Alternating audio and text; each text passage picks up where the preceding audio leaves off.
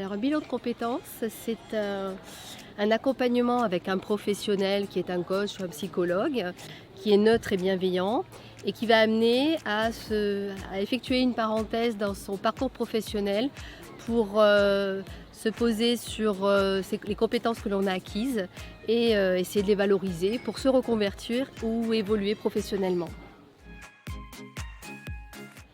Le bilan de compétences peut être une façon de se poser pendant 2 à 3 mois pour réfléchir sur ses compétences pour une réorientation professionnelle.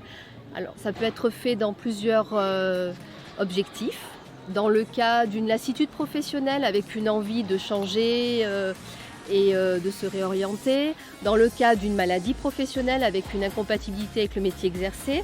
Ça peut être également dans le cas d'un licenciement ou d'une rupture conventionnelle avec son employeur pour changer de métier. On a aussi quelques cas où le salarié veut simplement postuler sur un autre poste dans son entreprise et donc faire un point pour valoriser ses compétences.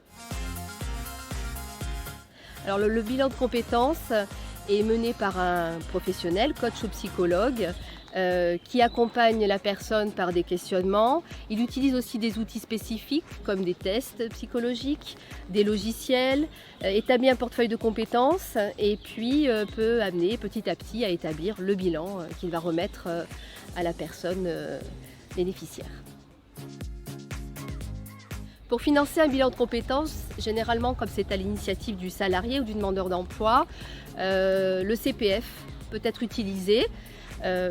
Le salarié peut également demander à son entreprise, par l'intermédiaire de l'OPCO, de prendre en charge le bilan de compétences. Ça peut être le cas dans le cadre d'une reconversion professionnelle ou d'une rupture dans un contrat de sécurisation de parcours quand il y a des licenciements de salariés.